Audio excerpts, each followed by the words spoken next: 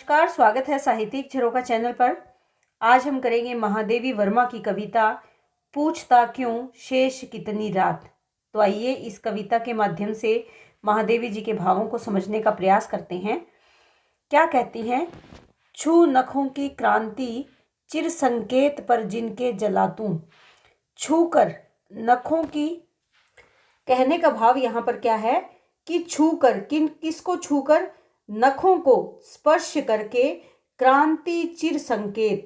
क्रांति का संकेत कैसा है? चिर। चिर अर्थात हमेशा के लिए, या जो निरंतर जो संकेत तुम्हें क्रांति का मिलता रहा, और जिनके लिए जला तू, और जिसके लिए तुमने अपना जीवन समर्पित कर दिया। सनिग्ध सुधी जिनके लिए कज्जल दिशा में हंस चला तू। सनिग्ध यानी कोमलता से भरी याद, जिनकी अपने हृदय में धारण करके कज्जल यानी अंधियारी दिशा में भी हंसकर तू आगे चल दिया। परिधि बन घेरे तुझे वे उंगलियां अवदात, कि परिधि यानी घेरा बनकर घेर लेती हैं वे उंगलियां। अवदात यानी उज्जवल उंगलियां, वो तुम्हें एक घेरे में घेर लेती हैं। झर गए खद्योत सारे। झर गए यानी सब गिर गए। खद्योत से तात्पर्य यहाँ पर जुगनू भी हो सकता है, और हल्के चमकते हुए सितारे भी हैं, कि वो सारे खद्योत, वो जुगनू अब समाप्त हो गए हैं। तिमिर वात्या चक्र में सब पिस गए अनमोल तारे। तिमिर यानी तेज हवा के, वात्या चक्र यानी जो चक्रावात है या तेज हवा के झोंके में सब अनमोल तारे भी पिस गए हैं। देखिए यहाँ पर महादेवी वर्मा क्योंकि हमेशा से ही अपने मनोभावों को रहस्यमय तरीके से प्रकट करती रही हैं, तो उनके वही रहस्यवादी या रहस्यमय भाव इस काव्य के माध्यम से हम देख रहे हैं। तो वो संकेत करती है कि जिसके लिए तू हमेशा से अपना जीवन जला रहा है, जिसकी मधुर याद में तुम अंधियारी दिशाओं में चलने से भी तुम्हें डर नहीं लगा, यानी हंसकर मुस्कुराकर तुम उस दिशा में चल पड़े, और परिधि बनकर एक घेरा, किस उंगलियों का, उन उज्जवल उंगलियों का घेरा तुम्हें घेर लेता है। परंतु अब झर गए हैं, समाप्त हो गए हैं वो सारे जुगनू। जुगनू से तात्पर्य यहाँ पर क्या है? जुगनू से तात्पर्य उम्मीदें या सपने या वो आशाएं जो मानव मन में थी। चारों ओर क्योंकि अंधकार में वात्या चक्र है, वायु का चक्र फैला हुआ है, और इसी में पिस गए सारे अनमोल तारे। जो तारे बहुत अनमोल थे वो भी यहाँ पर समाप्त हो गए।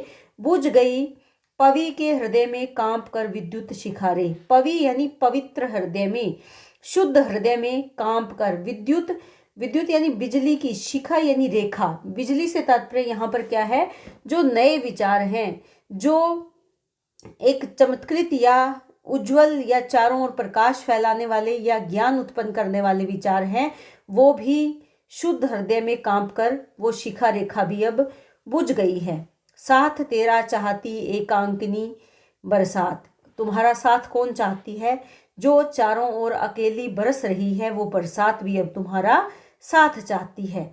आगे कवित्री क्या कहती हैं?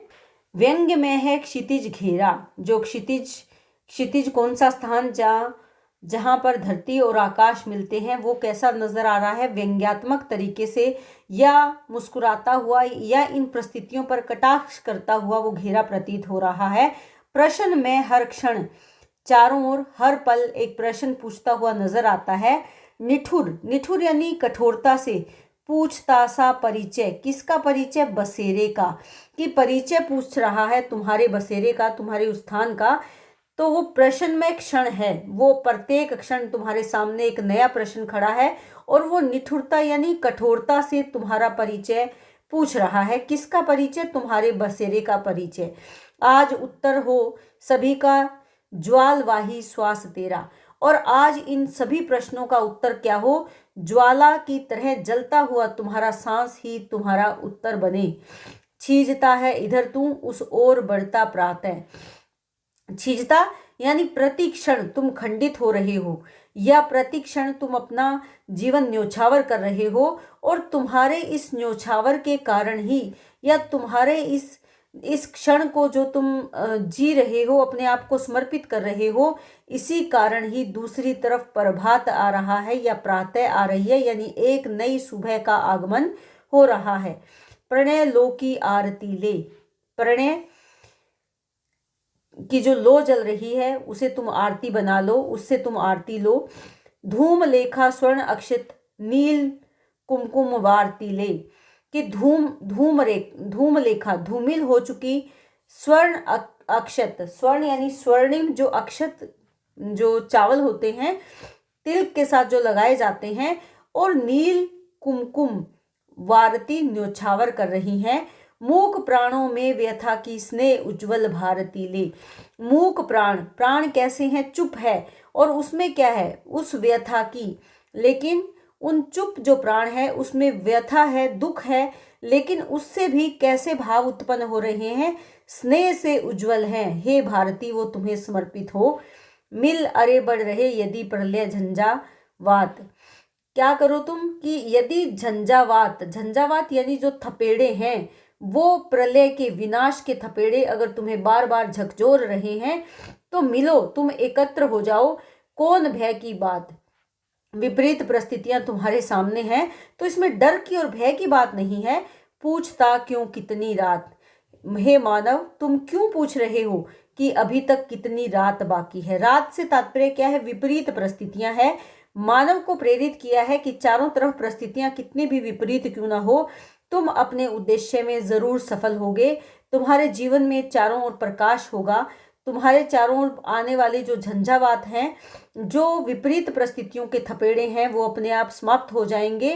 तुम्हें डरने की जरूरत नहीं। तुम बार बार ये मत पूछो कि रात कितनी है, अर्थात चारों ओर फैला हुआ अंधकार कितना है। ये अंधकार तुम्हारे प्रण के साथ, तुम जब प्रणय की लो लेकर आरती करोगे और उन सबको तुम, चाहे वो धूमिल लेखा है, चाहे स्वर्ण अक्षत है, नील कुमकुम है, उनको तुम न्योछावर कर दोगे, तो स्नेह से उज्जवल हो भारती ले, ये संपूर्ण धरा स्नेह से उज्जवल हो जाएगी। तो तुम्हें डरने की या भय प्रकट करने की आवश्यकता नहीं है। तुम्हें केवल विपरीत परिस्थितियों का सामना करना है। यहाँ पर संस्कृत निशब्दावली का प्रयोग महादेवी जी ने किया है, और उम्मीद करती हूँ कि ये प्रश्न आपको, जो आज हमने ये कविता की है, इसमें से अगर प्रश्न भी बनते हैं तो वो भी आप इसको करने के बाद आसानी से कर पाओगे। तो इसी तरह जुड़े रहें, लाइक करें, शेयर करें, सब्सक्राइब करें। बहुत बहुत धन्यवाद।